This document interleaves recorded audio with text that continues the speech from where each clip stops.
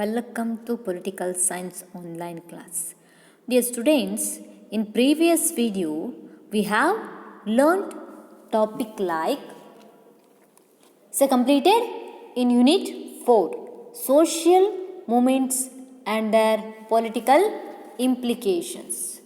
Today in this video I am going to explain the unit 5 Nation Building and Challenges to Indian Democracy. ಪ್ರಿಯ ವಿದ್ಯಾರ್ಥಿಗಳೇ, ಕಳೆದಂಥ ಒಂದು ಅವಧಿಯಲ್ಲಿ ನಾವು ಅಧ್ಯಾಯ 4 ಇದನ್ನು ಮುಗಿಸಿದ್ದೇವೆ. ಸಾಮಾಜಿಕ ಚಳುವಳಿಗಳು ಮತ್ತು ಅವುಗಳ ರಾಜಕೀಯ ಪರಿಣಾಮಗಳು ಏನು ಎನ್ನುವಂಥದ್ದನ್ನು ಸಂಪೂರ್ಣವಾಗಿ ನೋಡಿದ್ದೇವೆ. ಇಂದಿನ ಅವಧಿಯಲ್ಲಿ ನಾವು ಅಧ್ಯಾಯ 5 ಆದಂತಹ ರಾಷ್ಟ್ರ ನಿರ್ಮಾಣ ಮತ್ತು ಭಾರತದ ಪ್ರಜಾಪ್ರಭುತ್ವ ಎದುರಿಸುತ್ತಿರುವಂಥ ಸವಾಲುಗಳು ಏನು ಎನ್ನುವುದರ ಕುರಿತಾಗಿ ಇಂದಿನ ಒಂದು ಅವಧಿಯಲ್ಲಿ ನಾವು ತಿಳಿಯೋಣ.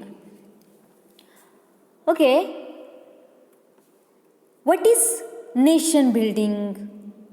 ಹಾಗಿದ್ರೆ ಏನಪ್ಪ ರಾಷ್ಟ್ರ ನಿರ್ಮಾಣ ಅಂದರೆ ಏನು? ಒಂದು ನಿರ್ಮಾಣ ಆಗಬೇಕು. ಸುದೇ ನೇಷನ್ ಬಿಲ್ಡಿಂಗ್ ನಿರ್ಮಾಣ ಆಗಬೇಕು. ಏನು ನಿರ್ಮಾಣ ಆಗಬೇಕು? ರಾಷ್ಟ್ರ ನಿರ್ಮಾಣ ಆಗಬೇಕು, ರಾಷ್ಟ್ರ ಕಟ್ಟಬೇಕು. ಹಾಗಿದ್ರೆ ಅದನ್ನು ಇಟ್ಟಂಗಿಯನ್ನು ಇಟ್ಟು ಸಿಮೆಂಟನ್ನು ಹಾಕಿ ಕಟ್ಟೋದಾ? ಅಲ್ಲ, ಅದೊಂದು ಭಾವನಾತ್ಮಕವಾಗಿ ರಾಷ್ಟ್ರವನ್ನು ನಿರ್ಮಾಣ ಮಾಡಬೇಕಾದಂಥ ಚಾಲೆಂಜು ಎನ್ನುವಂಥದ್ದು ಭಾರತದ ಎದುರುಗಡೆ ಇತ್ತು. The process of nation building started with the attempt of the independence. Bharat ಸ್ವಾತಂತ್ರ್ಯ ಪಡೆಯುವುದರ ಜೊತೆಗೆ ರಾಷ್ಟ್ರ ನಿರ್ಮಾಣದ ಪ್ರಕ್ರಿಯೆ ಎನ್ನುವಂಥದ್ದು ಸಾಮಾನ್ಯವಾಗಿ ಆರಂಭವಾಗಿರುವಂಥದ್ದನ್ನು ನಾವು ನೋಡಬಹುದಾಗಿದೆ. The leaders of modern nation initiate the process in the right directions as they worked out the details in an orderly and the systematic way. ಒಂದು ಸುವ್ಯವಸ್ಥಿತವಾದಂಥ ಭಾರತವನ್ನು ಕಟ್ಟುವಂಥ ಒಂದು ಅನಿವಾರ್ಯತೆ ಎನ್ನುವಂಥದ್ದು ಭಾರತದ ಮೇಲೆ ಇರುವಂಥದ್ದನ್ನು ನಾವು ನೋಡ್ತೀವಿ. ಬಿಫೋರ್ ಇಂಡಿಪೆಂಡೆನ್ಸ್ ಇನ್ 1947 1947 ನಂತರದಲ್ಲಿ ಭಾರತ ಎನ್ನುವಂಥದ್ದು ಹಲವಾರು ಸಮಸ್ಯೆಗಳನ್ನು ಎದುರಿಸಬೇಕಾಯಿತು. ನೋಡಿ, ಸ್ವಾತಂತ್ರ್ಯ ಪೂರ್ವದಲ್ಲಿ ಬ್ರಿಟಿಷರ್ಸು ನಮ್ಮನ್ನು ಆಳ್ವಿಕೆಯನ್ನು ನಡೆಸಿದರು. ಆದರೆ ಅವರ ಅಧೀನದಲ್ಲಿದ್ದಂಥ ಭಾರತ ಸ್ವತಂತ್ರವಾಗಿ ರಾಷ್ಟ್ರವನ್ನು ಕಟ್ಟಬೇಕು ಅಂತ ಇದ್ದರೆ ನಮಗೆ ಸಮಸ್ಯೆಗಳು ಹಲವಾರು ಎದುರಾಗಿರುವಂಥದ್ದನ್ನು ನಾವು ನೋಡ್ಬೋದಾಗಿದೆ. To the concentrations resulting in solve process. ನಾವು ಅಂತಹ ಎಲ್ಲ ಪರಿಸ್ಥಿತಿಗಳನ್ನು, ಸಮಸ್ಯೆಗಳನ್ನು ನಿವಾರಣೆ ಮಾಡಿಕೊಳ್ಳುವಂಥದ್ದು ಅತ್ಯಮೂಲ್ಯವಾಗಿರುವಂಥದ್ದನ್ನು ನಾವು ಮನಗಂಡ್ವಿ. ನಾವು ಒಬ್ಬರ ಮನೆಯಲ್ಲಿ ಇರ್ತೀವಿ ಅಥವಾ ನಮ್ಮ ಮನೆಯಲ್ಲಿ ಇದ್ದೀವಿ, ಆದರೆ ನಮ್ಮ ಮನೆಯನ್ನು ನೋಡ್ಕೊಳ್ಳುವಂಥವ್ರು ಬೇರೆ ಯಾರು ನೋಡ್ಕೊಳ್ತಾ ಇರ್ತಾರೆ. ಹಣ ಕೊಡೋದಿರ್ಬೋದು, ಸಾಮಾನುಗಳನ್ನು ತರೋದಿರ್ಬೋದು, ಎಲ್ಲ ಬೇರೆಯವರು ನೋಡ್ಕೊಳ್ತಾ ಇರ್ತಾರೆ. ಒಟ್ಟು ನಮ್ಮಲ್ಲಿ ಲೀಡರ್ಶಿಪ್ ಇಲ್ಲ ಅಂತ ಇಟ್ಕೊಳ್ಳೋಣ. ನಮ್ಮ ಮನೆಯಲ್ಲಿ ಒಂದೊಮ್ಮೆ ಅವರು ಆ ಮನೆಯನ್ನು ಬಿಟ್ಟು ಹೋದವಾಗ ಆವಾಗ ನಮಗೆ ಚಾಲೆಂಜ್ ಆಗುತ್ತೆ. ಮನೆಯನ್ನು ನಡೆಸೋದಿರ್ಬೋದು, ಸಾಮಾನುಗಳನ್ನು ತರೋದಿರ್ಬೋದು, ಹಣವನ್ನು ಸಂಪಾದನೆ ಮಾಡುವಂಥದ್ದಿರ್ಬೋದು. ಒಂದು ವ್ಯವಸ್ಥೆಯನ್ನು ಹೂಡುವಂಥದ್ದು ಅತ್ಯಂತ ಕಷ್ಟಕರವಾಗಿತ್ತು 1947 ನಂತರದಲ್ಲಿ. The process of nation building is an offshoot of concept of nation States.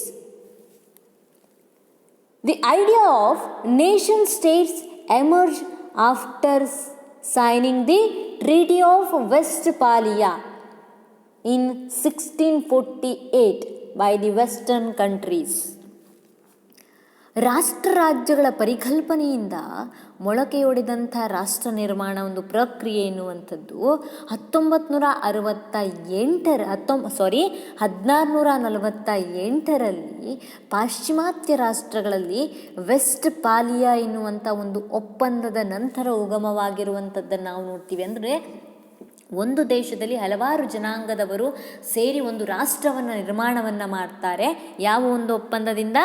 West ಪಾಲಿಯಾ ಎನ್ನುವಂಥ ಒಂದು ಒಪ್ಪಂದದಿಂದ ಈ ಒಂದು ಪಶ್ಚಿಮದ ರಾಷ್ಟ್ರಗಳಲ್ಲಿ ಒಪ್ಪಂದಗಳಾಗಿ ರಾಷ್ಟ್ರ ನಿರ್ಮಾಣ ಪ್ರಕ್ರಿಯೆ ಎನ್ನುವಂಥದ್ದು ಚುರುಕುಗೊಂಡಿರುವಂಥದ್ದನ್ನು ನಾವು ನೋಡಬಹುದಾಗಿದೆ. So the people of common religious and traditional background living in the definite territory with like-mindedness feelings and they enjoy political independence form the nation building. ಹಾಗಿದ್ರೆ ರಾಷ್ಟ್ರ ನಿರ್ಮಾಣ ಎಂದರೆ ಅಥವಾ ರಾಷ್ಟ್ರ ಅಂದರೆ ಒಂದೇ ಧರ್ಮ ಸಂಪ್ರದಾಯ ಹಿನ್ನೆಲೆಯಿಂದಂಥ ಕೂಡಿದಂಥ ಒಂದು ನಿರ್ದಿಷ್ಟ ಭೂಪ್ರದೇಶದಲ್ಲಿ ನೆಲೆಸಿದ್ದು ರಾಜಕೀಯ ಸ್ವಾತಂತ್ರ್ಯ ಪಡೆದಿರುವ ಸಮಾನ ಮನಸ್ಕರಿಂದ ಕೂಡಿರುವಂಥ ಜನ ಸಮುದಾಯವೇ ರಾಷ್ಟ್ರ ಆಗಿರುವಂಥದ್ದನ್ನು ನಾವು ನೋಡ್ತೀವಿ. ದಿ ಕಾಮನ್ ಸ್ಟ್ರೋಕ್ ಅಂದರೆ ಒಂದು ಸಾಮಾನ್ಯವಾದಂಥ ಎಲ್ಲರೂ ಒಂದೇ ರೀತಿಯಾದಂಥ ಒಂದು ಹಿನ್ನೆಲೆಯನ್ನು ಹೊಂದಿದ್ದು ಒಂದೇ ಸಂಪ್ರದಾಯವನ್ನು ಹೊಂದಿದ್ದರೆ ಅಲ್ಲಿ ನಾವು ಸಾಮಾನ್ಯವಾಗಿ ಅದನ್ನು ರಾಷ್ಟ್ರ ಅಂತ ಕರಿತೀವಿ. ಒಂದೇ ಭಾಷೆ, ಸಂಸ್ಕೃತಿ, ಇತಿಹಾಸ ಮತ್ತು ಆಕಾಂಕ್ಷೆಗಳು ಜನರಲ್ಲಿ ರಾಷ್ಟ್ರೀಯತೆಯನ್ನು ಬೆಳೆಸಲು ಸಹಾಯಕವಾಗುವಂಥದ್ದನ್ನು ನಾವು ನೋಡಬಹುದಾಗಿದೆ.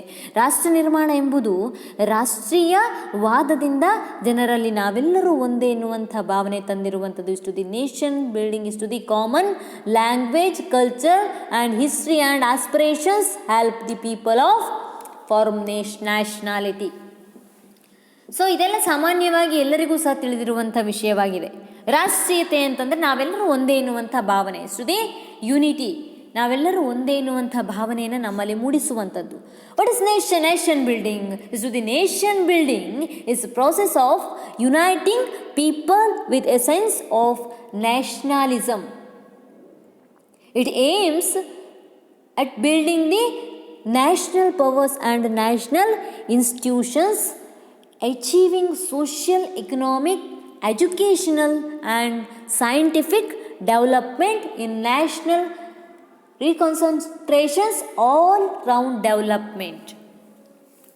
ಒಂದು ರಾಷ್ಟ್ರ ನಿರ್ಮಾಣ ಅಂತಂದರೆ ಜನರಲ್ಲಿ ನಾವೆಲ್ಲರೂ ಒಂದೇ ಎನ್ನುವಂಥ ಭಾವನೆ ಆಯ್ತಲ್ವ. ಅದೇ ರೀತಿಯಾಗಿ ಶೈಕ್ಷಣಿಕವಾಗಿ, ವೈಜ್ಞಾನಿಕವಾಗಿ, ಆರ್ಥಿಕವಾಗಿ ರಾಷ್ಟ್ರವನ್ನು ಶಕ್ತಿಯುತವಾಗಿಗೊಳಿಸಿ ರಾಷ್ಟ್ರೀಯತೆಯನ್ನು ಪುನರ್ನಿರ್ಮಾಣ ಮಾಡುವುದರ ಜೊತೆಗೆ ನಾವು ಸರ್ವತೋಮುಖ ಅಭಿವೃದ್ಧಿಯನ್ನು ಸಾಧಿಸುವ ಗುರಿಯೇ ರಾಷ್ಟ್ರದ ನಿರ್ಮಾಣ ಆಗಿದೆ. ಒಂದು ರಾಷ್ಟ್ರ ನಿರ್ಮಾಣ, ರಾಷ್ಟ್ರೀಯತೆ ಅಂದರೆ ನಾವೆಲ್ಲರೂ ಒಂದೇ ಎನ್ನುವಂಥ ಭಾವನೆ, ಹೌದಾ? ನಾವೆಲ್ಲರೂ ಒಂದೇ ಎನ್ನುವಂಥ ಭಾವನೆ ಇದ್ದರೆ ರಾಷ್ಟ್ರ ಕಟ್ಟಲಿಕ್ಕೆ ಸಾಧ್ಯ ಇಲ್ಲ. ನಮಗೆ ಮನೆ ಕಟ್ಟಬೇಕು ಅಂತ ಮನಸ್ಸಿದ್ರೆ ನಾವು 10 ಜನ ಮನೆಯಲ್ಲಿದ್ದೀವಿ, ಒಂದೇ ಮನೆಯಲ್ಲಿ ವಾಸವಾಗ್ತಾ ಇದ್ದೀವಿ, ಮನೆ ಮುರಿದು ಬೀಳೋ ಹಾಗೆ ಆಗಿದೆ, ಆಯಿತಾ? ನಾವೆಲ್ಲರೂ ಸೇರಿ ಮನೆ ಕಟ್ತೀವಿ, ನಾವೆಲ್ಲರೂ ಒಂದೇ ಅಂತ ಅಂದುಕೊಂಡ್ರೆ ಮನೆ ಕಟ್ಟಲಿಕ್ಕಾಗಲ್ಲ. ಅದಕ್ಕೆ ಏನೆಲ್ಲ ವ್ಯವಸ್ಥೆ ಮಾಡಿಕೊಳ್ಬೇಕು, ಅದಕ್ಕೆ ರೇತಿ ಇರ್ಬೋದು, ಜಲ್ಲಿ ಇರ್ಬೋದು, ಹಣ ಇರ್ಬೋದು, ಎಲ್ಲದೂ ಬೇಕಲ್ವಾ? ಅದೆಲ್ಲದೂ ಸಹ ಕೂಡಿಕೊಂಡ್ರೆ ಮಾಡಿದರೆ ಮಾತ್ರ ಮನೆ ಕಟ್ಟಲಿಕ್ಕಾಗತ್ತೆ. ಅದೇ ರೀತಿಯಾಗಿ ರಾಷ್ಟ್ರ ನಿರ್ಮಾಣವೂ ಸಹ ಅಷ್ಟೇ. ಸಾಮಾಜಿಕವಾಗಿ, ಆರ್ಥಿಕವಾಗಿ, ವೈಜ್ಞಾನಿಕವಾಗಿ ಎಲ್ಲರೂ ಸಹಿತವಾಗಿ ಅಭಿವೃದ್ಧಿಯಾಗಲಿಕ್ಕೆ ಶ್ರಮಿಸಬೇಕು. ದೇಶವನ್ನು ಕಟ್ಟುವಂಥ ಅಥವಾ ನಿರ್ಮಾಣ ಮಾಡುವಂಥ ಹೊಣೆಗಾರಿಕೆ ಪ್ರತಿಯೊಬ್ಬರ ಮೇಲೆಯೂ ಸಹ ಇರುತ್ತೆ. ಇದನ್ನೇ ರಾಷ್ಟ್ರ ನಿರ್ಮಾಣ ಅಂತ ಕರೆಯುವಂಥದ್ದನ್ನು ನಾವು ನೋಡ್ಬೋದು. ಇಷ್ಟು ದಿ ವೇರಿಯಸ್ ಡೆಫಿನೇಷನ್ಸ್, ನಾವು ಬಹಳಷ್ಟು ವ್ಯಾಖ್ಯೆಗಳನ್ನು ಇಲ್ಲಿ ಸಹ ನೋಡಲಿಕ್ಕೆ ಸಾಧ್ಯ ಇದೆ. Is a Myron Weiner according to Myron Weiner, in nation building is a process to build a well-organized, acceptable society. ರಾಷ್ಟ್ರ ನಿರ್ಮಾಣ ಎನ್ನುವಂಥದ್ದು ಜನರನ್ನು ಸಂಘಟಿಸಿ ಅವರಲ್ಲಿ ಸಾಮರಸ್ಯ ಸಾಧಿಸಿ ಎಲ್ಲರೂ ಒಪ್ಪಿಕೊಳ್ಳುವ ವ್ಯವಸ್ಥೆಯನ್ನು ನಿರ್ಮಿಸುವ ವಿಶಾಲ ಪ್ರಕ್ರಿಯೆಯಾಗಿದೆ. ರಾಷ್ಟ್ರ ನಿರ್ಮಾಣ ಎನ್ನುವಂಥದ್ದು ಏನಾಗಿದೆ? ಸಂಘಟಿಸಬೇಕು, ಅವರಲ್ಲಿ ಸಾಮರಸ್ಯವನ್ನು ಸಾಧಿಸಬೇಕು, ಮನೆ ಕಟ್ಟಬೇಕಿದ್ರೂ ಅಷ್ಟೇ 10 ಜನರ ಮನೆಯಲ್ಲಿ ಇದ್ದಾರೆ ಅಂತಂದರೆ ಎಲ್ಲರ ಐಡಿಯಾನೂ ಸಹ ಒಂದೇ ಆಗಿದ್ದರೆ ಮಾತ್ರ ಸರಿಯಾಗಿ ಮನೆ ಕಟ್ಟಲಿಕ್ಕೆ ಸಾಧ್ಯ. ಒಬ್ಬನು ದೇವರ ಕೋಣೆ ಉತ್ತರದಲ್ಲಿ ಇರಬೇಕು ಅಂತಾನೆ, ಇನ್ನೊಬ್ಬನು ದಕ್ಷಿಣದಲ್ಲಿ ಇರಬೇಕು ಅಂತಾನೆ, ಇನ್ನೊಬ್ಬನು ಆಗ್ನೇಯದಲ್ಲಿ ಇರಬೇಕು ಅಂತಾನೆ. ಅಂದರೆ ಈ ರೀತಿಯಾಗಿ ಒಡಕು ಮನಸ್ಥಿತಿ ಎನ್ನುವಂಥದ್ದು ಇದ್ದಾವಾಗ ಮನೆ ಕಟ್ಟಲಿಕ್ಕೆ ಸಾಧ್ಯ ಇಲ್ಲ. ಹಾಗೆ ದೇಶ ಕಟ್ಟಲಿಗೂ ಸಹಿತವಾಗಿ ನಾವೆಲ್ಲರೂ ಒಂದೇ ಧರ್ಮ, ಜಾತಿ, ಲಿಂಗ, ಭಾಷೆ ಎನ್ನುವಂಥ ಭೇದ ಭಾವವನ್ನು ಮರೆತು ನಾವೆಲ್ಲರೂ ಒಂದೇ ಎನ್ನುವಂಥ ಭಾವನೆ ಇದ್ದಾಗ ಮಾತ್ರ ದೇಶ ನಿರ್ಮಾಣ ಮಾಡಲಿಕ್ಕೆ ಸಾಧ್ಯ. ಎಲ್ಲರೂ ಸಹ ಒಮ್ಮತವಾಗಿ ನಡ್ಕೊಳ್ಬೇಕು ಅಂತ ಒಂದು ಅರ್ಥದಲ್ಲಿ ಯಾರು ಹೇಳಿದ್ದಾರೆ ಇಲ್ಲಿ? ಮೈರನ್ ಮಿನನ್ ಎನ್ನುವಂಥವರು ರಾಷ್ಟ್ರ ನಿರ್ಮಾಣದ ಕುರಿತಾಗಿ ಹೇಳಿರುವಂಥದ್ದನ್ನು ನಾವು ನೋಡ್ತೀವಿ. The refers to process started became the true nation state. It people became a well organised, united and cohesive group and society became democratic and developed. ರಾಷ್ಟ್ರ ನಿರ್ಮಾಣ ಎನ್ನುವಂಥದ್ದು ರಾಷ್ಟ್ರ ರಾಜ್ಯಗಳ ಮೂಲ ಸಿದ್ಧಾಂತದ ಒಂದು ಕವಲೊಡೆದಂತಹ ಒಂದು ವ್ಯವಸ್ಥೆ ಅಂತ ಹೇಳ್ಬೋದು. ಪ್ರಜೆಗಳು ಉತ್ತಮವಾಗಿ ಸಂಘಟಿತರಾಗಿ ಏಕತೆಯಿಂದ ಸಾಮರಸ್ಯವನ್ನು ಸಾಧಿಸಿ ಪ್ರಜಾಸತ್ತಾತ್ಮಕ ವ್ಯವಸ್ಥೆಯನ್ನು ಬಲಗೊಳಿಸುವಂತಹ ಕಾರ್ಯವನ್ನು ಮಾಡಬೇಕಾಗತ್ತೆ. ಜೊತೆಗೆ ರಾಷ್ಟ್ರದ ಕೆಲವೊಂದಿಷ್ಟು ಸಮಸ್ಯೆಗಳನ್ನು, ಅಡೆತಡೆಗಳನ್ನು ನಿವಾರಿಸಿ ದೇಶದ ಮುಂದಿನ ಸವಾಲುಗಳನ್ನು ಸಮರ್ಥವಾಗಿ ಎದುರಿಸುವಂಥ ಒಂದು ಪ್ರಕ್ರಿಯೆ ಮಾಡಬೇಕಾಗುತ್ತೆ. ಸೊ ಹಾಗಿದ್ರೆ ರಾಷ್ಟ್ರ ನಿರ್ಮಾಣ ಮಾಡಬೇಕು ಅಂತಂದರೆ ಏನು ಬೇಕು? ಎಷ್ಟು the components of nation building. ರಾಷ್ಟ್ರ ನಿರ್ಮಾಣ ಮಾಡಲಿಕ್ಕೆ ಬೇಕಾದಂಥ ಒಂದು ಅಗತ್ಯ ಅಂಶಗಳು ಏನು? ಫಾರ್ ಎಕ್ಸಾಂಪಲ್, ಮನೆ ಕಟ್ಟಬೇಕು ಅಂತಂದರೆ ಏನೆಲ್ಲ ಬೇಕು? ಫಸ್ಟು ಬಂಡವಾಳ ಬೇಕು, ಮನಿ ಬೇಕು. ಅದಿಲ್ಲದೆ ಇದ್ದರೆ ಏನೂ ಸಹ ಆಗೋದಿಲ್ಲ. ಮನೆ ಕಟ್ಟುವಂಥ ಮನಸ್ಸಿರಬೇಕು ಅಲ್ವಾ? ಅದೇ ರೀತಿಯಾಗಿ ಆ ಮನೆ ಕಟ್ಟಲಿಕ್ಕೆ ಯಜಮಾನ ಬೇಕು. 10 ಜನರು ಇದ್ದಾರೆ ಅಂತಂದರೆ 10 ಜನರು ಯಜಮಾನರಾದರೆ ಮನೆ ಕಟ್ಟಲಿಕ್ಕೆ ಆಗಲ್ಲ, ಅದು ಬೇರೆ ಆಗೋಗ್ಬಿಡುತ್ತೆ. ಕಲ್ಲು ಬೇಕು, ಜಲ್ಲಿ ಬೇಕು, ರೇತಿ ಬೇಕು, ಸಿಮೆಂಟ್ ಬೇಕು, ಸರಳ ಬೇಕು, ಎಲ್ಲದೂ ಸಹ ಬೇಕು. ಇದೆಲ್ಲ ಮನೆ ಕಟ್ಟಲಿಕ್ಕೆ ಬೇಕಾಗುವಂಥದ್ದು. ಹಾಗಿದ್ರೆ ರಾಷ್ಟ್ರ ಕಟ್ಟಲಿಕ್ಕೆ ಏನು ಬೇಕು? ರಾಷ್ಟ್ರ ನಿರ್ಮಾಣ ಮಾಡಲಿಕ್ಕೆ ಏನು ಬೇಕು ಅಂತ ನಾವು ನೋಡೋದಾದರೆ, ಹೇಗೆ ಮನೆ ಕಟ್ಟಲಿಕ್ಕೆ ಇದೆಲ್ಲ ಅತಿ ಅವಶ್ಯನೋ ಹಾಗೆ ರಾಷ್ಟ್ರ ಕಟ್ಟಲಿಕ್ಕೂ ಸಹ ಕೆಲವೊಂದಿಷ್ಟು ಅಗತ್ಯ ಅಂಶ ಇರಲೇಬೇಕು. ಇದಿಲ್ಲದೆ ಇದ್ದರೆ ರಾಷ್ಟ್ರ ಕಟ್ಟಲಿಕ್ಕೆ ಸಾಧ್ಯ ಇಲ್ಲ ಅಂತ.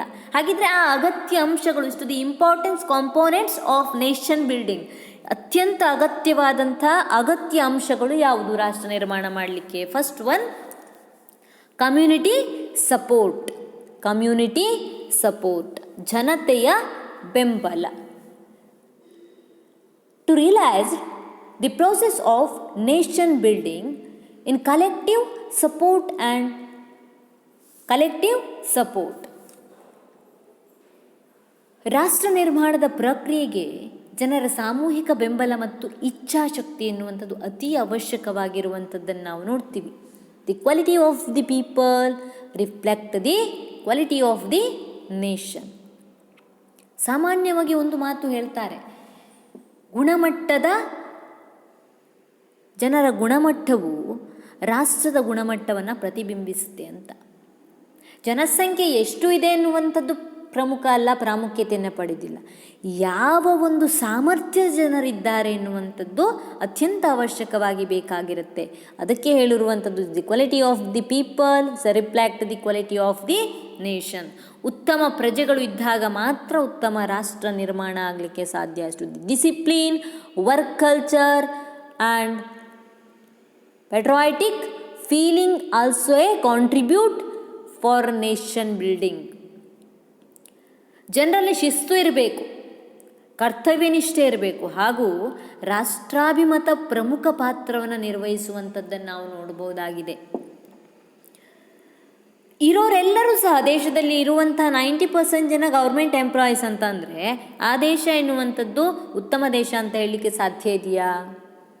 ಖಂಡಿತವಾಗಿಯೂ ಇಲ್ಲ. ಮೊದಲು ಅವರಲ್ಲಿ ಡಿಸಿಪ್ಲಿನ್ ಇರಬೇಕು, ಶಿಸ್ತು ಇರಬೇಕು, ಕರ್ತವ್ಯನಿಷ್ಠೆ ಇರಬೇಕು, ದೇಶ ಪ್ರೇಮ ಇರಬೇಕು. ನಾನೇನು ಕೆಲಸ ಮಾಡ್ತಿದ್ದೀನಿ ಅದು ದೇವರ ಕೆಲಸ ಅಂತ ಭಾವಿಸಬೇಕು, ನಿಷ್ಠೆಯಿಂದ ಆ ಕೆಲಸವನ್ನು ಮಾಡ್ಕೊಂಡು ಹೋಗಬೇಕೇ ವಿನ ನಾನು ಏನು ಕೆಲಸ ಮಾಡ್ತಿದ್ದೀನಿ ಅದು ನಾನು ದುಡ್ಡು ಮಾಡೋ ಕೆಲಸ ಅಂತ ಯಾರ ತಲೆಯಲ್ಲೂ ಇದ್ದರೂ ಸಹ ಅದು ಏನಾಗಲಿಕ್ಕೆ ಸಾಧ್ಯ ಇಲ್ಲ, ರಾಷ್ಟ್ರ ನಿರ್ಮಾಣ ಕಟ್ಟಲಿಕ್ಕೆ ಸಾಧ್ಯ ಇಲ್ಲ. ಜನತೆಯಲ್ಲೇ ಇದ್ದರೆ ಅದು ರಾಷ್ಟ್ರ ಅಂತ ಅನಿಸ್ಕೊಳ್ಳೋದಿಲ್ಲ. ರಾಷ್ಟ್ರ ಕಟ್ಟಬೇಕು ಅಂತಿದ್ರೆ ಅಲ್ಲಿ ಉತ್ತಮ ಪ್ರಜೆಗಳು ಇರಬೇಕಾಗತ್ತೆ. ಇರೋರೆಲ್ಲ ದೇಶ ಹಾಳು ಮಾಡೋರು ಅಂತಾದರೆ ಅಲ್ಲಿ ರಾಷ್ಟ್ರ ನಿರ್ಮಾಣ ಆಗೋದಿಲ್ಲ, ರಾಷ್ಟ್ರ ನಾಶ ಆಗತ್ತೆ. ಹಾಗಾಗಿ ಜನರಲ್ಲಿ ಕರ್ತವ್ಯ ನಿಷ್ಠೆ, ದೇಶಾಭಿಮಾನ ಎನ್ನುವಂಥದ್ದು ಅತ್ಯಂತ ಪ್ರಮುಖವಾಗಿ ಇರಬೇಕಾಗತ್ತೆ. A democracy people are the king maker. ಪ್ರಜಾಪ್ರಭುತ್ವದಲ್ಲಿ ಪ್ರಜೆಗಳೇ ಅಂತಿಮವಾಗಿ ಪರಮಾಧಿಕಾರವನ್ನು ಹೊಂದಿರ್ತಾರೆ. ಹೆನ್ಸ್ ದೇ ಆರ್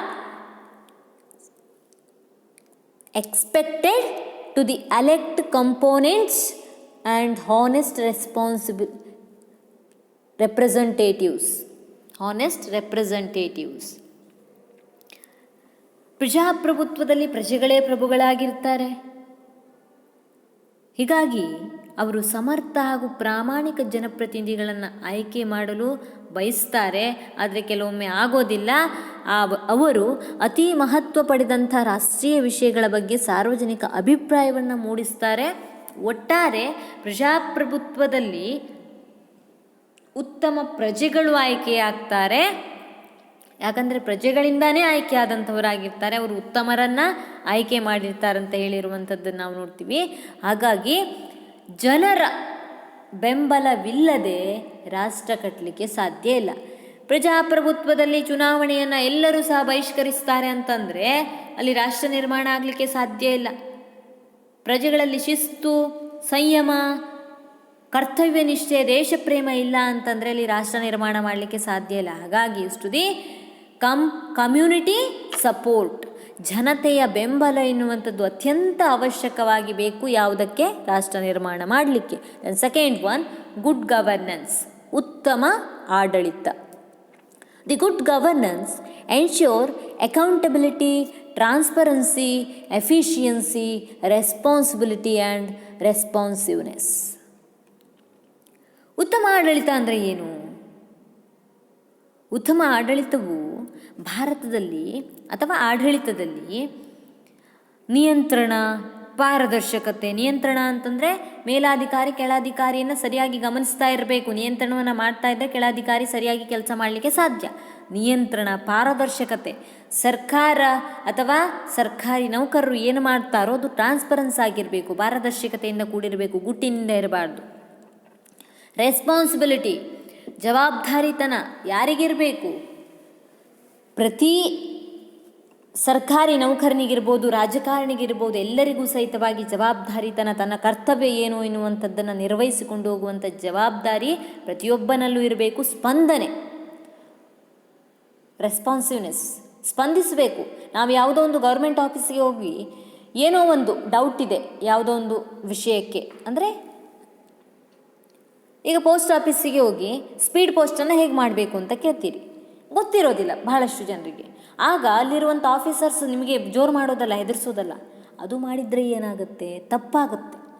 ಹಾಗಾಗಿ ಇಲ್ಲಿ ಪ್ರತಿಯೊಬ್ಬ ಸರ್ಕಾರಿ ನೌಕರನೂ ಸಹಿತವಾಗಿ ಸರ್ಕಾರದ ವ್ಯವಸ್ಥೆಗಳು ಏನಿದೆ, ಕಾಯ್ದೆಗಳು ಏನಿದೆ, ರೂಲ್ಸ್ಗಳು ಏನಿದೆ ಎನ್ನುವಂಥದ್ದನ್ನು ಜನರು ಬಂದು ಕೇಳಿದಾಗ ಅದನ್ನು ತಿಳಿಸಿಕೊಡುವಂಥದ್ದು ಅವನ ಜವಾಬ್ದಾರಿತನ. ಹಾಗಾಗಿ ಈ ಜವಾಬ್ದಾರಿತನ, ಪಾರದರ್ಶಕತೆ, ಜವಾಬ್ದಾರಿತನ, ಸ್ಪಂದನೆ ಎನ್ನುವಂಥದ್ದು ಆಡಳಿತದಲ್ಲಿ ಇದ್ದಾಗ ಮಾತ್ರ ಅದನ್ನು ಈ ಗವರ್ನೆನ್ಸ್, ಈ ಆಡಳಿತ ಅಂತ ನಾವು ಕರೀಲಿಕ್ಕೆ ಸಾಧ್ಯ.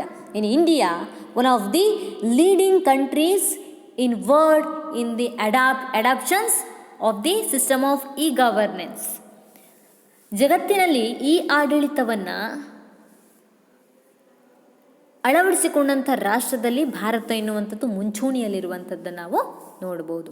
ಹಾಗಾಗಿ ಗುಡ್ ಗವರ್ನೆನ್ಸ್ ಇದ್ದಾಗ ಮಾತ್ರ, ಉತ್ತಮವಾದಂಥ ಆಡಳಿತ ಇದ್ದಾಗ ಮಾತ್ರ ಜನರಿಗೆ ಸಮಾಧಾನ ಸಿಗುತ್ತೆ, ರಾಷ್ಟ್ರಕ್ಕೆ ಬೆಂಬಲವನ್ನು ನೀಡ್ತಾರೆ. ಹಾಗಾಗಿ ಅಲ್ಲಿ ಉತ್ತಮ ಆಡಳಿತ ಎನ್ನುವಂಥದ್ದು ಇರಬೇಕಾಗಿರುವಂಥದ್ದನ್ನು ನಾವು ನೋಡ್ತೀವಿ. ಥರ್ಡ್ ಒನ್, ಕಮಿಟೆಡ್ ಲೀಡರ್ಶಿಪ್, ಬದ್ಧತೆಯ ನಾಯಕತ್ವ. It's A history in many example of the committed leadership. ನಾವು ಇತಿಹಾಸವನ್ನು ನೋಡ್ತಾ ಹೋದರೆ ಬಹಳಷ್ಟು ಉತ್ತಮ ನಾಯಕತ್ವಕ್ಕೆ ನಿದರ್ಶನಗಳನ್ನು ನಾವು ನೋಡ್ತೀವಿ. ನಾಯಕತ್ವ ಲೀಡರ್ಶಿಪ್ ಇಸ್ ವೆರಿ ಇಂಪಾರ್ಟೆಂಟ್. ಒಂದು ಕಬಡ್ಡಿ ಟೀಮ್ ಇರಲಿ, ಕ್ರಿಕೆಟ್ ಟೀಮ್ ಇರಲಿ, ಅದು ಸೋತಾಗ ಗೆದ್ದಾಗ ನಾವು ಬೈಯೋದು ಲೀಡರ್ಗೆ, ಅಂದರೆ ಯಾರು? ಕ್ಯಾಪ್ಟನ್ನಿಗೆ, ಅಂದರೆ ಲೀಡರ್ ಆಗಿರ್ತಾನವನು. ಹಾಗಾಗಿ ಲೀಡರ್ ರೋಲ್ ಎನ್ನುವಂಥದ್ದು ಏನಿದೆ, it's A very important role. ಪ್ರಮುಖವಾದಂತಹ ಪಾತ್ರವನ್ನು ನಿರ್ವಹಿಸುತ್ತೆ. ದೇಶ ಮುನ್ನಡಿಬೇಕಿದ್ರೆ, ದೇಶ ಹಿಂದಕ್ಕೆ ಬೀಳಬೇಕಿದ್ರೆ ಅದಕ್ಕೆ ಕಾರಣೀಕರ್ತನಾಗುವಂಥವನು ದೇಶದ ನಾಯಕನಾಗಿರ್ತಾನೆ. For example, is a USA president FD Roosevelt is solved the crisis of economic depressions by the adapting the new policy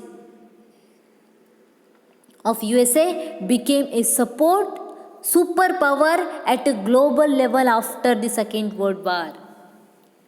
ನೋಡಿ, ಬೆಸ್ಟ್ ಎಕ್ಸಾಂಪಲ್ ಅಂದರೆ ಅಮೇರಿಕಾದ ಮೊದಲು ಅಧ್ಯಕ್ಷರಾಗಿದ್ದರು ಯಾರು? FD ರೂಸ್ವೆಲ್ಟ್ ಎನ್ನುವಂಥವ್ರು. ಇವರು ನ್ಯೂ ಡೀಲ್ ಎನ್ನುವಂಥ ವಿನೂತನವಾದಂಥ ನೀತಿಯನ್ನು ಅಳವಡಿಸ್ತಾರೆ. ಅಮೆರಿಕಕ್ಕೆ ಆರ್ಥಿಕ ಮುಗ್ಗಟ್ಟಿನ ಸಮಸ್ಯೆಗೊಳಗಾದಂಥ ಸಂದರ್ಭದಲ್ಲಿ ಹೊಸ ಆರ್ಥಿಕ ನೀತಿಯನ್ನು ತರ್ತಾರೆ. ತಂದು ಸಕ್ಸಸ್ ಆಗಿ ಎರಡನೇ ಮಹಾಯುದ್ಧದ ನಂತರ is a super power country. ಅಮೇರಿಕಾವನ್ನು ನಾವು ಸೂಪರ್ ಪವರ್ ಕಂಟ್ರಿ ಅಂತ ಕರೀಲಿಕ್ಕೆ ಸಾಧ್ಯ ಆಗುವಂಥದ್ದನ್ನು ನಾವು ನೋಡ್ತೀವಿ. ಈ ಸೂಪರ್ ಪವರ್ ಕಂಟ್ರಿ ಅಂತ ಕರೀಲಿಕ್ಕೆ ಅಲ್ಲಿ ಕಾರಣೀಕರ್ತರು ಯಾರು? Is the leadership FD Roosevelt is a president of USA. ಅಮೆರಿಕಾದ ಅಧ್ಯಕ್ಷನಾದಂಥ FD ರೂಸ್ವೆಲ್ಟ್ ಅವರು ಹೊಸ ಆರ್ಥಿಕ ನೀತಿಯನ್ನು ತಂದು ರಾಷ್ಟ್ರವನ್ನು ಮುನ್ನಡೆಸ್ತಾರೆ. ಇದು ಉತ್ತಮ ನಾಯಕತ್ವಕ್ಕೆ ಉದಾಹರಣೆಯಾಗಿದೆ. ಅದೇ ರೀತಿಯಾಗಿ ಇಂಡಿಯಾದಲ್ಲಿ Nehru leadership largely contributed to the process of nation building. ಅದೇ ರೀತಿಯಾಗಿ ಭಾರತದಲ್ಲಿ ನೆಹರೂರವರ ನಾಯಕತ್ವವು ರಾಷ್ಟ್ರ ನಿರ್ಮಾಣದ ಪ್ರಕ್ರಿಯೆಯಲ್ಲಿ ಯಶಸ್ವಿಯನ್ನು ಸಾಧಿಸಲು ಸಾಕಷ್ಟು ಕೊಡುಗೆಗಳನ್ನು ಸಹ ನೀಡಿರುವಂಥದ್ದು ನಾವು ನೋಡಬಹುದಾಗಿದೆ. ಒಂದು ರೀತಿಯಾದಂಥ ಔದ್ಯೋಗಿಕ ಕ್ರಾಂತಿ ಎನ್ನುವಂಥದ್ದು ಆಗಿರುವಂಥದ್ದನ್ನು ನಾವು ನೋಡ್ತೀವಿ ಆ ಒಂದು ಸಂದರ್ಭದಲ್ಲಿ. ಅದರ ನಂತರದಲ್ಲಿ LPGಯನ್ನು ಅಡ್ಯಾಪ್ಟ್ ಮಾಡಲಾಯಿತು.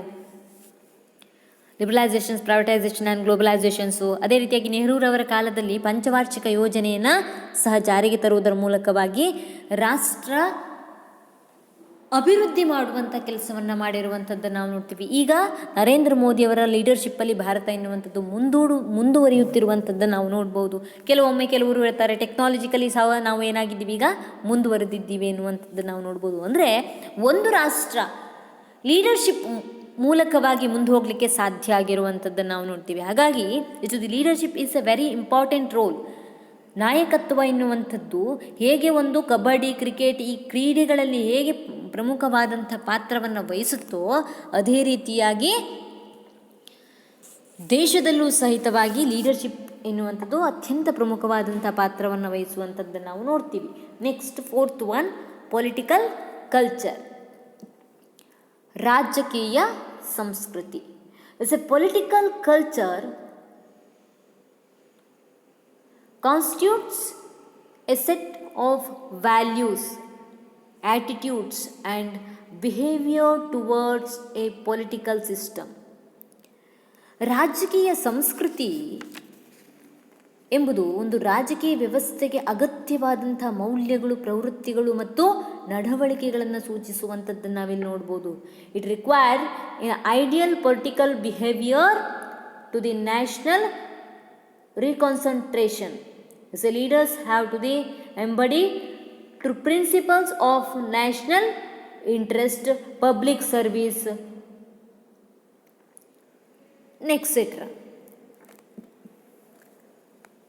ರಾಷ್ಟ್ರ ಪುನರ್ನಿರ್ಮಾಣಕ್ಕೆ ರಾಷ್ಟ್ರೀಯ ನಡವಳಿಕೆ ಅಥವಾ ರಾಜಕೀಯ ನಡವಳಿಕೆಗಳು ಅತಿ ಅವಶ್ಯಕವಾಗಿರುತ್ತೆ.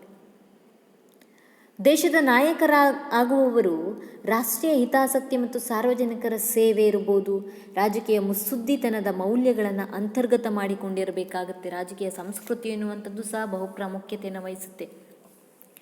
ಒಂದೊಮ್ಮೆ ಏನಾದರೂ ನಾವು ಯಾರ ಹತ್ರ ಆದರೂ ದೊಡ್ಡವರ ಹತ್ರ, ಹಿರಿಯರ ಹತ್ರ ಜಗಳ ಕರೆಯಲಿಕ್ಕೆ ಹೋದರೆ ನಿಮಗೆ ಸಂಸ್ಕಾರ ಇಲ್ಲ, ಸಂಸ್ಕೃತಿ ನಿಂದು ಸರಿ ಇಲ್ಲ ಅಂತ ಹೇಳ್ತಾರೆ.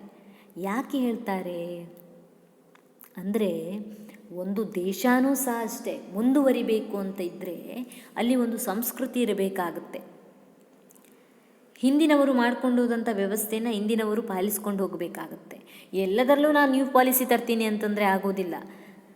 ಹಾಗಾಗಿ ಒಳ್ಳೆಯ ಸಂಸ್ಕೃತಿಯನ್ನು ರಾಷ್ಟ್ರ ಅಥವಾ ರಾಷ್ಟ್ರದಲ್ಲಿ ರಾಜಕೀಯ ಎನ್ನುವಂಥದ್ದು ರಾಜಕೀಯದಲ್ಲಿ ಅಳವಡಿಸಿಕೊಂಡು ಹೋದಾಗ ಮಾತ್ರ ರಾಷ್ಟ್ರ ನಿರ್ಮಾಣ ಮಾಡಲಿಕ್ಕೆ ಸಾಧ್ಯ ಆಗುತ್ತೆ. Next 5th one, power sharing, ಅಧಿಕಾರದ ಹಂಚಿಕೆ. ಪವರ್ ಶೇರಿಂಗ್, ಅಧಿಕಾರದ ಹಂಚಿಕೆ. To realise the goal political power needs to be a shared among all sections of society. ರಾಷ್ಟ್ರ ನಿರ್ಮಾಣದ ಗುರಿಯನ್ನು ಸಾಧಿಸಲು ರಾಜಕೀಯ ಅಧಿಕಾರವನ್ನು ಸಮಾನ ಅಥವಾ ಸಮಾಜದ ಎಲ್ಲ ವರ್ಗಗಳಲ್ಲಿಯೂ ಸಹ ಹಂಚಿಕೆ ಮಾಡುವಂಥದ್ದು ಅತಿ ಅವಶ್ಯಕವಾಗಿರುತ್ತೆ. The concentrations of political power in the heads of few people and some families leads to the emergence of dictatorship. ಒಂದೊಮ್ಮೆ ಕೇವಲ ಅಧಿಕಾರ ಅಥವಾ ರಾಜಕೀಯದಿಂದ ಕೂಡಿದಂಥ ಅಧಿಕಾರವು ಕೆಲವೇ ವ್ಯಕ್ತಿಗಳ ಕೈಯಲ್ಲಿ ಅಥವಾ ಕುಟುಂಬಗಳಲ್ಲಿ ಕೇಂದ್ರೀಕೃತವಾದಾಗ ಅದು ಅಧಿಕಾರಯುಕ್ತ ಮತ್ತು ಸರ್ವಾಧಿಕಾರತ್ವಕ್ಕೆ ಎಡೆ ಮಾಡಿಕೊಡುವಂಥದ್ದನ್ನಲ್ಲಿ ನಾವು ನೋಡಬಹುದಾಗಿದೆ. H.J. Lasky said, so rightly put it, H.J. Lasky, a decisions which affects all must be decided by all. ನೋಡಿ ಎಷ್ಟು ಚಂದ ಹೇಳಿದ್ದಾರೆ H.J. Lasky ಅವರು. ಏನು ಹೇಳಿದ್ದಾರೆ ಇವರ ಒಂದು ಅಭಿಪ್ರಾಯದಲ್ಲಿ H.J. Lasky ಅವರು, ಎಲ್ಲರಿಗೂ ಸಂಬಂಧಪಟ್ಟ ವಿಷಯಗಳು ಎಲ್ಲರಿಂದಲೂ ನಿರ್ಧರಿಸಲ್ಪಡಬೇಕು ಅಂತ ಹೇಳಿದ್ದಾರೆ. ಅಧಿಕಾರ ಇರ್ಬೋದು, ಇನ್ಯಾವುದೋ ವ್ಯವಸ್ಥೆಗಳಿರ್ಬೋದು, ಕೇವಲ ಒಂದು ವರ್ಗ ಅಥವಾ ಒಂದು ಸಮಾಜಕ್ಕೆ, ಒಂದು ಗುಂಪಿಗೆ, ಒಂದು ವ್ಯಕ್ತಿಗೆ, ಒಂದು ಫ್ಯಾಮಿಲಿಗೆ ಸಂಬಂಧಪಟ್ಟಿರುವಂಥದ್ದನ್ನು ಈಗ ನಾವು ನೋಡ್ತೀವಿ. ಆದರೆ ಏನಾಗಬೇಕು, ಎಲ್ಲರಿಗೂ ಸಂಬಂಧಪಟ್ಟಂಥ ವಿಷಯಗಳ ಕುರಿತಾಗಿ ನಿರ್ಧಾರ ತೆಗೆದುಕೊಳ್ಳಲಿಕ್ಕೆ ಎಲ್ಲರಿಗೂ ಅವಕಾಶ ಇರಬೇಕು. ಕೇವಲ ಒಂದು ಫ್ಯಾಮಿಲಿ ಕೈಯಲ್ಲಿ, ಒಬ್ಬ ವ್ಯಕ್ತಿಯ ಕೈಯಲ್ಲಿ ಅಧಿಕಾರ ಎನ್ನುವಂಥದ್ದು ಕೇಂದ್ರೀಕೃತ ಆಗಿರಬಾರ್ದು. To attain that reservation in provided to the SC, ST and woman at the different level to government. ಹಾಗಾಗಿ ಸರ್ಕಾರದ ವಿವಿಧ ಹಂತಗಳಲ್ಲಿ ಮೀಸಲಾತಿಯನ್ನು ಒದಗಿಸಿಕೊಡಬೇಕು. ಪರಿಶಿಷ್ಟ ಜಾತಿ ಇರ್ಬೋದು, ಪರಿಶಿಷ್ಟ ಪಂಗಡ ಮತ್ತು ಇತರ ಮಹಿಳೆ ಅಥವಾ ಇತರ ಹಿಂದುಳಿದವರಿಗೆ ಮೀಸಲಾತಿಯ ಸೌಲಭ್ಯಗಳನ್ನು ಕಲ್ಪಿಸಿಕೊಡಬೇಕು. ಸಾಮಾಜಿಕವಾಗಿ, ಆರ್ಥಿಕವಾಗಿಯೂ ಸಹ ಅವರು ಸಮಾನವಾಗಬೇಕು ಅಂತ ಹೇಳಿರುವಂಥದ್ದನ್ನು ನಾವಿಲ್ಲಿ ನೋಡ್ಬೋದು. ರಿಸರ್ವೇಷನ್ ಮೀಸಲಾತಿಯನ್ನು ಕೊಡುವುದರ ಮೂಲಕವಾಗಿ ರಾಜಕೀಯದಲ್ಲಿ ಪ್ರತಿಯೊಬ್ಬರೂ ಸಹಿತವಾಗಿ ಅಧಿಕಾರ ಅಥವಾ ಅಧಿಕಾರವನ್ನು ಹೊಂದಲಿಕ್ಕೆ ಸಹಕಾರಿಯಾಗಬೇಕಾಗಿರುವಂಥದ್ದನ್ನು ನಾವು ನೋಡ್ತೀವಿ. ಹಾಗಾಗಿ ಅಧಿಕಾರ ಎನ್ನುವಂಥದ್ದು ಕೇವಲ ವ್ಯಕ್ತಿ ಅಥವಾ ಗುಂಪಿನ ಕೈಯಲ್ಲಿ ಕೇಂದ್ರೀಕೃತವಾಗದೆ ಅಧಿಕಾರ ಎನ್ನುವಂಥದ್ದು ಹಂಚಿಕೆಯಾಗಬೇಕು ಎನ್ನುವಂಥದ್ದನ್ನು ಇಲ್ಲಿ ನಾವು ನೋಡಬಹುದಾಗಿದೆ. ಯಾವುದರಲ್ಲಿ? ಅಗತ್ಯ ಅಂಶಗಳು, components of nation building. Then 6th one, universal education, ಸಾರ್ವತ್ರಿಕ ಶಿಕ್ಷಣ. For the development of nation, this is universal education is of paramount importance. It enable the persons to understand his politics or others. ರಾಷ್ಟ್ರದ ಅಭಿವೃದ್ಧಿಗೆ ಸಾರ್ವತ್ರಿಕ ಶಿಕ್ಷಣವು ಮೂಲಭೂತವಾಗಿ ಅತ್ಯಗತ್ಯವಾಗಿರುವಂಥದ್ದನ್ನು ನಾವು ನೋಡಬಹುದು. ಶಿಕ್ಷಣವು ಪ್ರಜೆಗಳಲ್ಲಿ ತನ್ನನ್ನು ತಾನು ಅರಿತುಕೊಳ್ಳಲು ಉತ್ತಮವಾದಂಥ ಸಾಮರ್ಥ್ಯವನ್ನು ಬೆಳೆಸುತ್ತೆ. ವಿದ್ಯೆ ಇಲ್ಲದವನು ಹದ್ದಿಗಿಂತ ಕಡೆ ಎನ್ನುವಂಥ ಮಾತನ್ನು ಮೊದಲಿನವರು ಹೇಳ್ತಾ ಇದ್ದನ್ನು ನಾವು ಸುಮ್ಮನೆ ಅಲ್ಲ, ಅದು ಅವರ ಅನುಭವದ ಮಾತಾಗಿತ್ತು. Shri Gandhi said, educations is the light of life. Mahatma ಗಾಂಧೀಜಿಯವರು ಒಂದು ಮಾತು ಹೇಳಿದ್ದಾರೆ, ಶಿಕ್ಷಣವು ಬಾಳಿನ ಬೆಳಕಾಗಿದೆ ಎನ್ನುವಂಥದ್ದು. ಯಾರಿಗೆ ಶಿಕ್ಷಣ ಇಲ್ಲವೋ ಅವರು ಒಂದು ಅಂಧಕಾರ ಕತ್ತಲೆಯಲ್ಲಿ ಮುಳುಗಿರ್ತಾರೆ ಎನ್ನುವಂಥದ್ದನ್ನು ಅರ್ಥವನ್ನು ಗಾಂಧೀಜಿಯವರು ತಿಳಿಸಿಕೊಟ್ಟಿರುವಂಥದ್ದನ್ನು ನಾವು ನೋಡ್ಬೋದು. ಇದೆಲ್ಲ ಅನುಭವದ ಮಾತುಗಳು.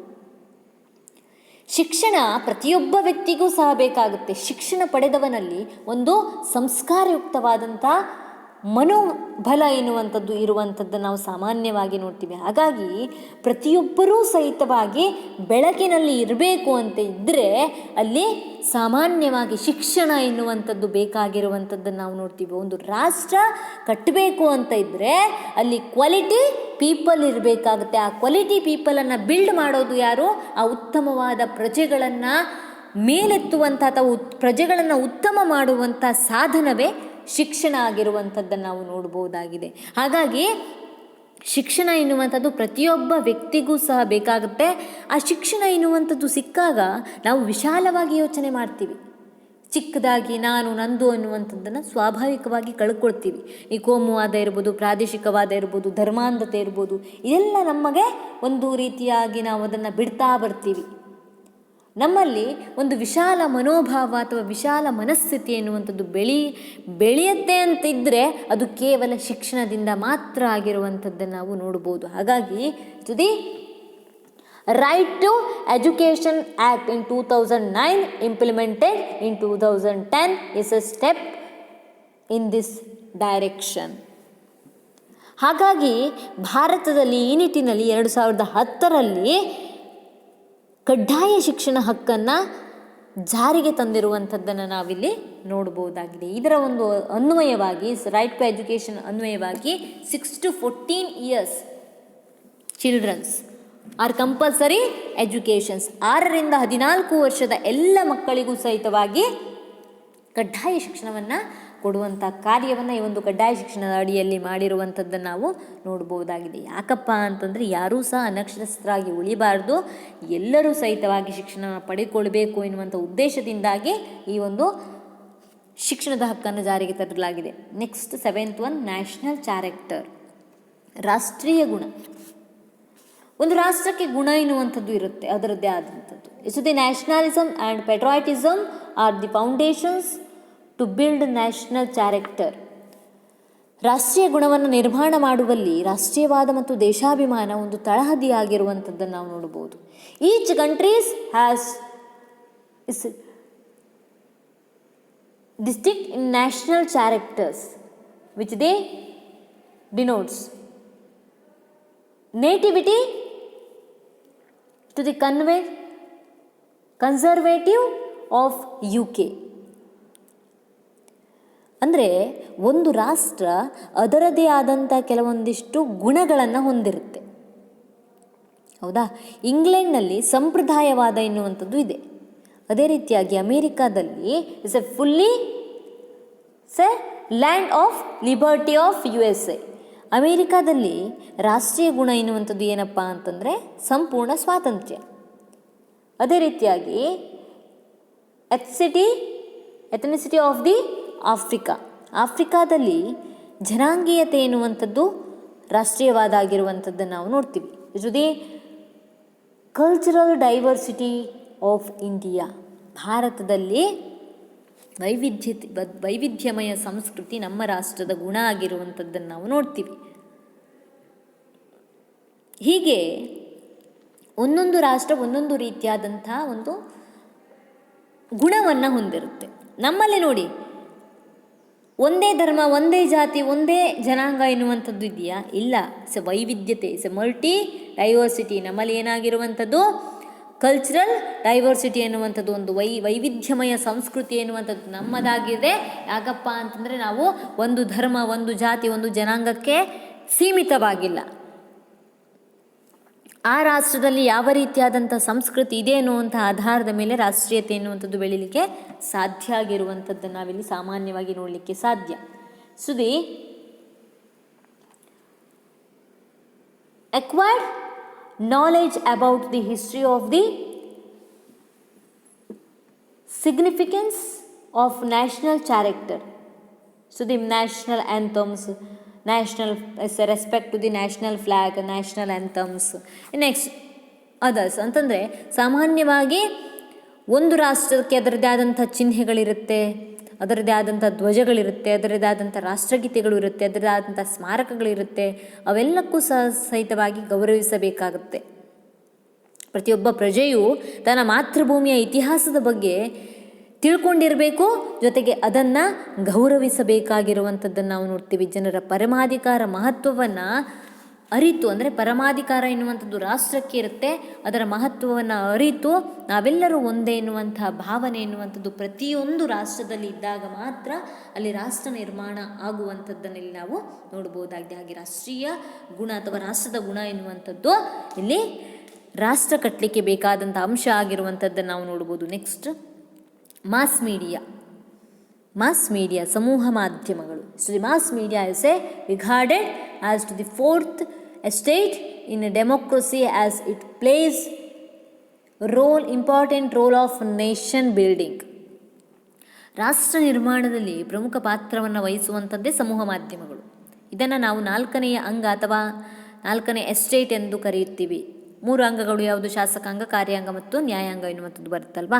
ಅದರ 4ನೇ ಅಂಗ ಎನ್ನುವಂಥದ್ದು ಇಲ್ಲಿ ಸಮೂಹ ಮಾಧ್ಯಮಗಳಾಗಿರುವಂಥದ್ದನ್ನು ನಾವು ಕರಿತೀವಿ. It highlights commissions of the government and act as to bridge between the government and the public.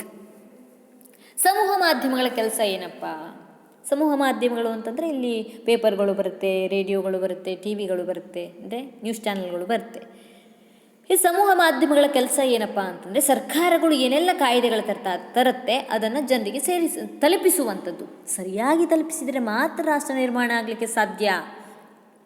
ಈಗ ಪ್ರಜಾಪ್ರಭುತ್ವದಲ್ಲಿ ಸಮೂಹ ಮಾಧ್ಯಮಗಳು ಸ್ವತಂತ್ರವಾಗಿ ಕೆಲಸವನ್ನು ನಿರ್ವಹಿಸುತ್ತೆ.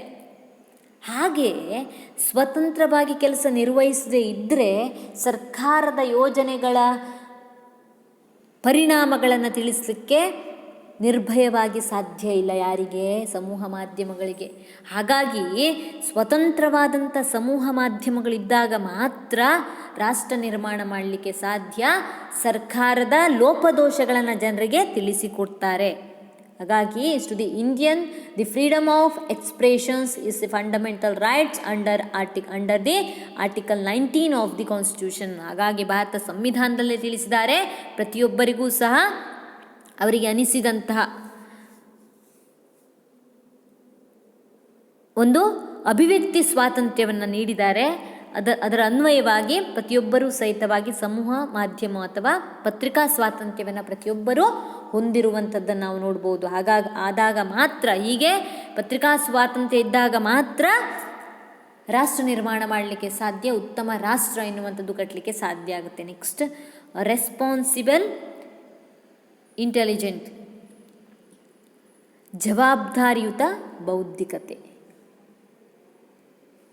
The contributions of intelligence recognized all over the world. Research and innovations in important areas of human life have to be contributed to national development. ಒಂದು ರಾಷ್ಟ್ರದಲ್ಲಿ ಬುದ್ಧಿಜೀವಿಗಳ ಕೊಡುಗೆ ಎನ್ನುವಂಥದ್ದು ಜಗತ್ತಿನಾದ್ಯಂತ ಗುರುತಿಸಲ್ಪಡುವಂಥದ್ದನ್ನು ನಾವು ನೋಡ್ತೀವಿ. ಅಂದರೆ ಈಗ ಭಾರತದ ಯಾವುದೋ ಒಬ್ಬ ವ್ಯಕ್ತಿ ತುಂಬ ಇಂಟೆಲಿಜೆಂಟ್ ಇದ್ದಾನೆ, ಜಗತ್ತಿಗೆ ಏನೋ ಕೊಟ್ಟಿದ್ದಾನೆ, ಯಾವುದೋ ಒಂದು ಟೆಕ್ನಾಲಜಿಯನ್ನು ಕಂಡುಹಿಡಿದಿರುವಂಥದ್ದಿರ್ಬೋದು, ಅಥವಾ ಒಂದು ಸಾಮಾಜಿಕವಾಗಿ ಯಾವುದೋ ಒಂದು ಸಾಧನೆಯನ್ನು ಮಾಡಿದರೆ ಅವನನ್ನು ಇಡೀ ಜಗತ್ತು ಗುರುತಿಸುತ್ತೆ. ಆ ಗುರುತಿಸುವಿಕೆ ಅಥವಾ ಆ ಒಂದು ಹೊಸತನವನ್ನು ಜಗತ್ತಿಗೆ ಏನು ನೀಡಿರ್ತಾರೋ ಅದನ್ನೇ ಜವಾಬ್ದಾರಿಯುತ ಬೌದ್ಧಿಕತೆ ಅಂತ ಕರಿತೀವಿ. ಆ ನಿಟ್ಟಿನಲ್ಲಿ ಹೊಸ ಸಂಶೋಧನೆ ಆವಿಷ್ಕಾರಗಳು ರಾಷ್ಟ್ರೀಯ ಅಭಿವೃದ್ಧಿಗೆ ಸಾಕಷ್ಟು ಕೊಡುಗೆಗಳನ್ನು ನೀಡಿರುವಂಥದ್ದನ್ನು ನಾವು ನೋಡ್ತೀವಿ. ಅದೇ ರೀತಿಯಾಗಿ in India the developed the field of social science, ಸಮಾಜ ವಿಜ್ಞಾನ ಕ್ಷೇತ್ರದಲ್ಲಿ ಅಮೋಘ ಕೊಡುಗೆ ಅಥವಾ ಸಾಧನೆಯನ್ನು ಕೊಟ್ಟವರು ಯಾರಪ್ಪ ಅಂತಂದರೆ M.N. ಶ್ರೀನಿವಾಸ್, ಅಮರ್ತ್ಯ ಸೇನ್, ಗೆಲ್ ವೇಟ್, Kancha Ilaiah, Vandana Shiva, Balagangadhar. In others are many contributed to the science in the science and technology sir C V Raman, sir M Visvesvaraya, doctor Raja Ramanna, in others have greatly contributed for India's present positions at the global level. ಇವರೆಲ್ಲರೂ ಸಹಿತವಾಗಿ ಭಾರತ ಸಾಧಿಸುವಂಥ ಪ್ರಗತಿಗೆ ನೀಡಿರುವಂಥ ಕೊಡುಗೆ ಅನನ್ಯವಾಗಿರುವಂಥದ್ದನ್ನು ನಾವು ನೋಡ್ಬೋದಾಗಿದೆ, ಅವಿಸ್ಮರಣೀಯವಾಗಿರುವಂಥದ್ದು. ಒಂದು ಭಾರತ ಜಗತ್ತಿನ ಮಟ್ಟದಲ್ಲಿ ಗುರುತಿಸಿಕೊಳ್ಳುತ್ತೆ ಅಂತಂದರೆ ಅದು ಸಾಮಾಜಿಕವಾಗಿರ್ಬೋದು, ಅದೇ ರೀತಿಯಾಗಿ ವೈಜ್ಞಾನಿಕವಾಗಿ ಅಥವಾ ವಿಜ್ಞಾನ ಮಟ್ಟದಲ್ಲಿ ಹೆಸರು ಮಾಡಿದೆ ಅಂತಂದರೆ ಇದಕ್ಕೆಲ್ಲ ಕಾರಣೀಕರ್ತರು ಯಾರಾಗಿದ್ದಾರೋ ಅವರೆಲ್ಲರೂ ಸಹಿತವಾಗಿ ಅವರ ಶ್ರಮ ಎನ್ನುವಂಥದ್ದು ಅವಿಸ್ಮರಣೀಯ ಆಗಿರುವಂಥದ್ದನ್ನು ನಾವು ನೋಡ್ತೀವಿ. ಹಾಗಾಗಿ ಬೌದ್ಧಿಕ ಜವಾಬ್ದಾರಿಯುತ ಬೌದ್ಧಿಕತೆಯೂ ಸಹಿತವಾಗಿ ರಾಷ್ಟ್ರ ನಿರ್ಮಾಣ ಮಾಡಲಿಕ್ಕೆ ಪ್ರಮುಖವಾದಂಥ ಪಾತ್ರವನ್ನು ನಿರ್ವಹಿಸುವಂಥದ್ದನ್ನು ನಾವು ನೋಡ್ತೀವಿ. ಲಾಸ್ಟ್ ಒನ್, ನ್ಯಾಷನಲ್ ಇಂಟಿಗ್ರೇಷನ್, ರಾಷ್ಟ್ರೀಯ ಸಮಗ್ರತೆ.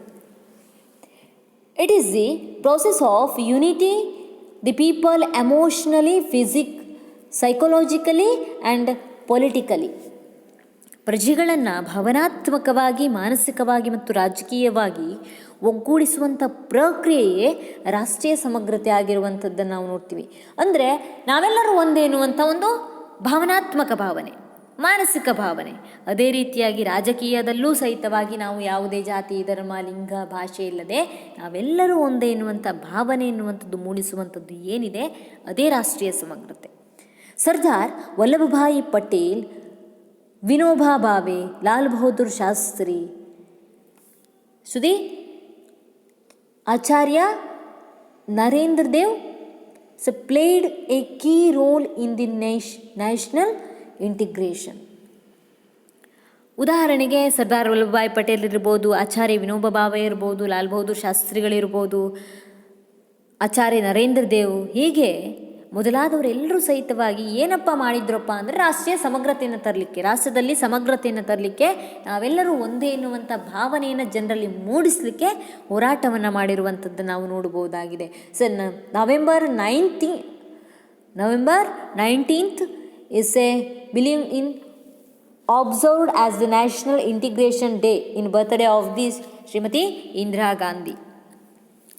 ಹೇಗೆ ರಾಷ್ಟ್ರೀಯ ಒಂದು ಸಮಗ್ರತಾ ದಿನವನ್ನು ನಾವು ಆಚರಣೆಯನ್ನು ಮಾಡ್ತೀವಿ, ಶ್ರೀಮತಿ ಇಂದಿರಾ ಗಾಂಧಿಯವರ ದಿನದಂದು ನವೆಂಬರ್ 19ರಂದು ರಾಷ್ಟ್ರೀಯ ಸಮಗ್ರತಾ ದಿನವನ್ನಾಗಿ ನಾವು ಪ್ರತಿ ವರ್ಷ ಆಚರಣೆ ಮಾಡುವಂಥದ್ದನ್ನು ನಾವು ನೋಡ್ಬೋದು. ಸಮಗ್ರತೆ ಅಂದರೆ ಏನಲ್ಲ, ನಮ್ಮಲ್ಲಿ ಒಂದು ಮಾನಸಿಕವಾಗಿ, ಭಾವನಾತ್ಮಕವಾಗಿ ಮತ್ತು ರಾಜಕೀಯವಾಗಿ ನಾವೆಲ್ಲರೂ ಒಂದೇ ಎನ್ನುವಂಥ ಒಂದು ಸಮಗ್ರ ಭಾವನೆ ರಾಷ್ಟ್ರೀಯ ಸಮಗ್ರತೆಯಿಂದ ಎಂದು ನಾವು ಕರೆಯುವಂಥದ್ದನ್ನು ನಾವು ನೋಡ್ಬೋದು. ಸೊ ಇವಿಷ್ಟೆಲ್ಲ ಇದ್ದರೆ, ಈ 10 ಪ್ರಮುಖವಾದಂಥ ಅಂಶಗಳಿದ್ದರೆ ಮಾತ್ರ is the build of nation building, ನಾವು ರಾಷ್ಟ್ರವನ್ನು ನಿರ್ಮಾಣ ಮಾಡಲಿಕ್ಕೆ ಸಾಧ್ಯ. ಈ 10 ಅಗತ್ಯ ಅಂಶಗಳು ಇದ್ದಾಗ ಮಾತ್ರ ರಾಷ್ಟ್ರ ನಿರ್ಮಾಣ ಮಾಡಲಿಕ್ಕೆ ಸಾಧ್ಯ ಆಗುವಂಥದ್ದನ್ನು ನಾವು ನೋಡ್ಬೋದು. ಸೊ ಇದನ್ನು ನಿಮಗೆ 10 ಮಾರ್ಕ್ಸಿಗೂ ಸಹ ಕೇಳುವಂಥ ಚಾನ್ಸಸ್ಗಳು ಇದೆ. ಇವತ್ತಿನ ಅವಧಿಯಲ್ಲಿ ನಾವೇನು ನೋಡಿದ್ವಿ, what is nation building, it's a meaning of nation building, meaning of nation, meaning of nationality, definitions of nation building and components of nation building.